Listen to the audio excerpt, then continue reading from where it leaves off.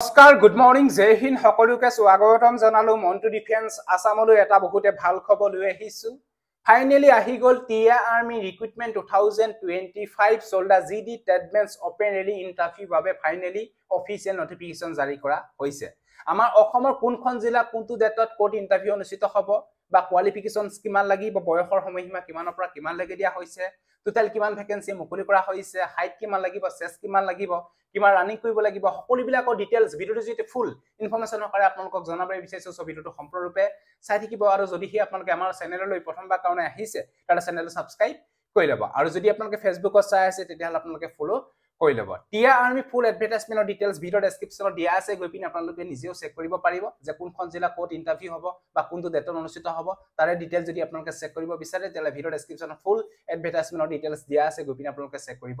পাৰিব আৰু যদি আপোনালোকে আমাৰ WhatsApp এণ্ড Telegram গ্ৰুপত এতিয়ালৈকে যদি জয়েন হোৱা নাই জয়েন হলেও তাতে যিকোনো ধৰণৰ আপডেট আপোনালোকে আগতীয়াকে পাব এটা টিয়া আৰ্মি ফালৰ পৰা যিখিনি পদ মুকলি কৰা হৈছে পদবিলাকৰ তথ্য স্টেপ বাই স্টেপ মই আপোনালোকক জনাবলৈ বিচাৰিছো TA army new recruitment 2025 soldier GD টেডমেন্স ওপেন ৰেলি ইন্টাৰভিউ 2025 ৰ বাবে নটিফিকেশন জাৰি কৰা হৈছে টিয়া আৰ্মিত ইন্টাৰভিউ দিবলৈ হলে কোনো ধৰণৰ অনলাইন আবেদন কৰিব নেলাগে ডাইৰেক্ট কাগজ পত্ৰ লৈ পিনে ইন্টাৰভিউ জেগাত আপোনালোকে উপস্থিত হ'ব লাগিব এই বিষয়ে আপোনালোকে গম পালে কোনো ধৰণৰ অনলাইন আবেদন কৰিব নালাগে ডাইৰেক্টলি কাগজ পত্ৰ ৰেডি কৰি ইন্টাৰভিউ জেগাত আপোনালোকে উপস্থিত হ'ব লাগিব এটা কোনখন জিলা কোড ইন্টাৰভিউ অনুষ্ঠিত হ'ব ডিটেইলছ বিলাক মই আপোনালোকক জনাবলৈ বিচাৰিছো the recruitment for 166 battalion territorial army Assam from 1 December to 10 December 2025 TA army 166 বেটালিয়নৰ interview অনুষ্ঠিত হ'ব 1 ডিসেম্বৰ পৰা 10 December 2025 area wise schedule of recruitment ইয়াতে date time domicile area of recruitment এৰ ডিটেইলছ দিয়া আছে 1 আৰু 2 ডিসেম্বৰ 2025 অনুষ্ঠিত হ'ব ডিব্ৰুগড় ডিষ্ট্ৰিক্টৰ ইন্টাৰভিউ অনুষ্ঠিত হ'ব 1 ডিসেম্বৰ আৰু 2 ডিসেম্বৰ 2025 3 আৰু 4 ডিসেম্বৰ অনুষ্ঠিত হ'ব তিনিচুকীয়া ডিস্ট্ৰিক্ট চৰাইদেউ ডিস্ট্ৰিক্টৰ ইন্টাৰভিউ অনুষ্ঠিত হ'ব 6 ডিসেম্বৰ 2025 শিৱসাগৰ ডিস্ট্ৰিক্টৰ ইন্টাৰভিউ অনুষ্ঠিত হ'ব 5 ডিসেম্বৰ 2025 7 ডিসেম্বৰ 2025 অনুষ্ঠিত হ'ব অৰুণাচলৰ তিনিখন district tier district Changlang district আৰু লংডিং ডিস্ট্ৰিক্টৰ এই তিনিখন ডিস্ট্ৰিক্টৰ ইন্টাৰভিউ অনুষ্ঠিত হ'ব 7 ডিসেম্বৰ 2025 8 ডিসেম্বৰ অনুষ্ঠিত হ'ব আমাৰ আসামৰ কাছাৰ ডিস্ট্ৰিক্ট তাৰপা 9 ডিসেম্বৰ 2025 অনুষ্ঠিত হ'ব হাইলাকান্দি কৰিমগঞ্জ শ্ৰীভূমি ডিমা হাছাও এইকেইখন ডিস্ট্ৰিক্টৰ ইন্টাৰভিউ অনুষ্ঠিত হ'ব 9 ডিসেম্বৰ 2025 আৰু 10 ডিসেম্বৰ 2025 ইন্টাৰভিউ হ'ব অল ইন্ডিয়া আমাৰ অসমৰ প্ৰত্যেকখন ডিস্ট্ৰিক্টৰ কেণ্ডিডেটে গৈ পিনে 10 ডিসেম্বৰ 2025 আকৌ ইন্টাৰভিউ দিব পাৰিব ইয়াতে অনলি ক্লাৰ্ক এণ্ড টেডমেন্স পদ বিলাকতে ইন্টাৰভিউ দিব পাৰিব বাকি যিখিনি আপোনালোকৰ ডিস্ট্ৰিক্ট মই মেনশন কৰিলো সেই ডিস্ট্ৰিক্ট খিনিয়ে যেটো ডেটত আপোনালোকৰ ডেট এণ্ড টাইম দিয়া আছে সেই ডেটত গৈ পিনে আপোনালোকে ইন্টাৰভিউ দিব পাৰিব যা হয়তো ইয়াতে মেনশন নাই তেওঁলোকে ইন্টাৰভিউ দিব পাৰিব 10 ডিসেম্বৰ 2025 ক্লাৰ্ক এণ্ড টেডমেন্স পদ বিলাকত অল আসাম বা অল ইন্ডিয়া কেণ্ডিডেট আহি পিনে ইন্টাৰভিউ দিব পাৰিব 10 ডিসেম্বৰ 2025 নোট লোকেশন দিয়া হৈছে Dibrugarh Sabuga mini stadium next দি আপোনালোকৰ 2024 চনৰ যি ইন্টাৰভিউ অনুষ্ঠিত হৈছিল ডিব্ৰুগড় সাবুগা মিনি ষ্টেডিয়াম তাতে ইয়াৰ ইন্টাৰভিউ অনুষ্ঠিত হ'ব মই আপোনালোকক লোকেশনটো ধুনিয়াকৈ আপোনালোকক জনাই দিছো Dibrugarh Sabuga mini stadium village Setiagaon Sabuga Dibrugarh Assam pin code 786184 এই এড্ৰেছটোত গৈ পিনে আপোনালোকে ইন্টাৰভিউ দিব পাৰিব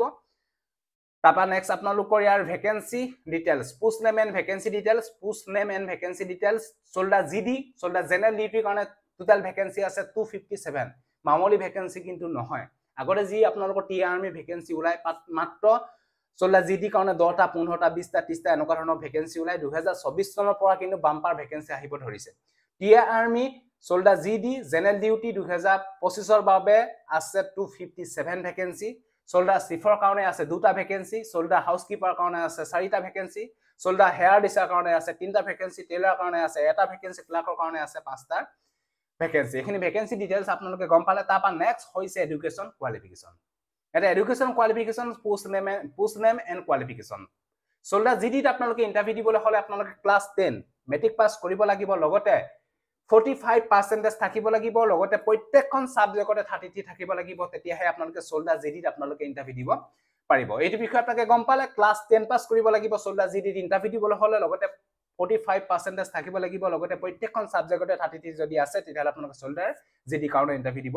পাৰিব সোল্ডাৰ ক্লাৰ্কত ইন্টাৰভিউ দিবলৈ হলে আপোনালোকে 12 পাস কৰিব লাগিব any stream arts science commerce যিকোনো ষ্ট্ৰীমৰ পৰা আপোনালোকে কমপ্লিট কৰিলে হ'ব হাই সেকেন্ডাৰী ইয়াতে কিন্তু আপোনালোকৰ 60% থাকিব লাগিব লগতে 50% ইংলিশ ম্যাথছ ইয়াতে আপোনালোকৰ থাকিলে আপোনালোকে এই পদৰ কাৰণে ইন্টাৰভিউ দিব পাৰিব বাকি টেট বেন পদবিলাকত ইন্টাৰভিউ দিবলৈ হলে আপোনালোকে 8 পাস কৰিলেও ইন্টাৰভিউ দিব পাৰিব 10 পাস কৰিলেও ইন্টাৰভিউ দিব পাৰিব লগতে প্ৰত্যেকখন সাবজেক্টতে কিন্তু আপোনালোকৰ 33 থাকিব লাগিব এইখিনি টেট বেনছৰ বিষয়ে আপোনালোকে গম পালে যদি আপোনালোকৰ এই কোৱালিফিকেশনস বা পাৰ্সেন্টেজ মিলে তেতিয়াহলে আপোনালোকে এই পদৰ কাৰণে ইন্টাৰভিউ দিব পাৰিব তাপা নেক্সট হৈছে বয়সৰ সময়সীমা এই পদৰ কাৰণে ইন্টাৰভিউ দিবলৈ হলে আপোনালোকে 18 বছৰৰ পৰা 42 বছৰলৈকে আপোনালোকে আবেদন কৰিব পাৰিব 18 to 42 লৈকে আপোনালোকে এই পদৰ কাৰণে ইন্টাৰভিউ দিব পাৰিব যদি আপোনালোকে বিয়া পাতি ল'ৰা-ছোৱালী জন্ম হৈছে তেতিয়াও আপোনালোকে এই পদৰ কাৰণে ইন্টাৰভিউ দিব পাৰিব বহু কেণ্ডিডেটে হয়তো মেছেজ কৰিব পাৰে যে মই বিয়া পাতিলো ল'ৰা-ছোৱালী হ'ল মই ইন্টাৰভিউ দিব পাৰিম নে 100% আপোনালোকে পাৰিব চিন্তা কৰিব কোনো কাৰণ নাই 18 বছৰৰ পৰা 42 বছৰলৈকে আপোনালোকে এই পদৰ কাৰণে ইন্টাৰভিউ দিব পাৰিব তাপা নেক্সট হৈছে টিয়া আৰ্মি টেৰিটৰিয়েল আৰ্মি ৰেলি 2025 ৰ সিলেকশন প্ৰসেস ফাৰ্স্ট টাইম এই পদবিলাকৰ অনুষ্ঠিত হ'ব ডকুমেন্ট ভেৰিফিকেশন তাপা আপোনালোকৰ স্টেজ 2 ৰ আপোনালোকৰ ফিজিক্যাল ষ্টেণ্ডাৰ্ড টেষ্ট অনুষ্ঠিত হ'ব হাইট এণ্ড চেষ্ট জোকা হ'ব তাপা স্টেজ 3 ত আপোনালোকৰ ফিজিক্যাল ইফিচিয়েন্সি টেষ্ট পিইটি অনুষ্ঠিত হ'ব তাপা 5 নম্বৰতে আপোনালোকৰ অনুষ্ঠিত হ'ব মেডিকেল এক্সামিনেশন টেষ্ট তাপা আপোনালোকৰ 6 নম্বৰতে অনুষ্ঠিত হ'ব ৰিটেন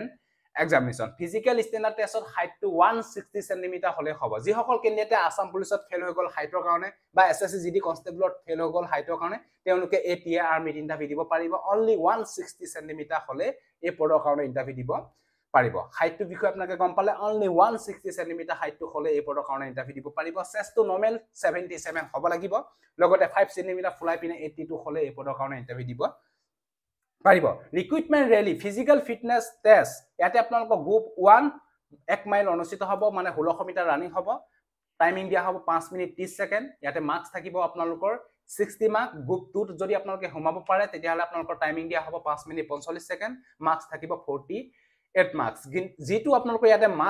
টাইম দিয়া হয় সেই টাইমটো কিন্তু টিয়া আৰ্মি যেতিয়া ইন্টাৰভিউ দিবলৈ যায় সেই তাৰ লগত কোনো ধৰণৰ মিল নাথাকে যোনে আগত সোমাব পাৰে তাকে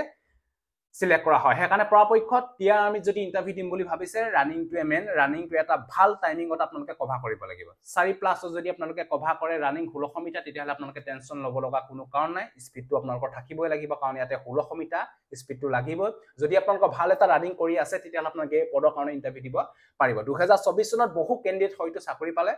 এটো বিষয় আপোনালোকে গম পালে ইতিমধ্যে মই ডিব্ৰুগড় চাবুৱা মিনি ষ্টেডিয়ামৰ ভিডিও ইউটিউবত দিয়া আছে ধুনিয়াকে আপোনালোকে চাই ল'ব ষ্টেডিয়ামখন এনেকুৱা ধুনিয়া ফিল আপোনালোকে ৰানিং কৰি খুবেই ভাল পাব মই ইয়াৰ ওপৰত ভিডিও দিয়া আছে আপোনালোকে চাই ল'ব 2024 চনত ফাৰ্স্ট টাইম আপোনালোকৰ মাজলৈ আগবঢ়াইছিল টিয়া আৰ্মি ৰিক্ৰুটমেন্ট 2024 চনৰ নটিফিকেশন আৰু 2025 চনৰ নটিফিকেশন ফাৰ্স্ট টাইম আপোনালোকক আমাৰ এই চেনেলৰ তৰফৰ পৰা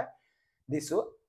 আপডেট এটো ৰানিংৰ বিষয়ে আপোনালোকে গম পালে তাপা নেক্সট ভীম পুল আপ হ'ব 10 বাৰ অনুষ্ঠিত হ'ব 10 বাৰ যদি মাৰিব বিচাৰে মাৰিব পাৰে তেতিয়ালে এক্সিলেন্ট মান ধৰা হ'ব ইয়াতে 40 মাৰ্কস পাব 9 বাৰ মাৰিলে 33 পাব 8 বাৰ মাৰিলে 27 মাৰ্কস পাব 7 বাৰ মাৰিলে 21 মাৰ্কস পাব 6 বাৰ মাৰিলে 16 মাৰ্কস আপোনালোকে দেখিবলৈ পাব ইয়াতে আপোনালোকৰ 9 ফুট আপোনালোকে জাপ মাৰিব লাগিব লং জাম্প জাস্ট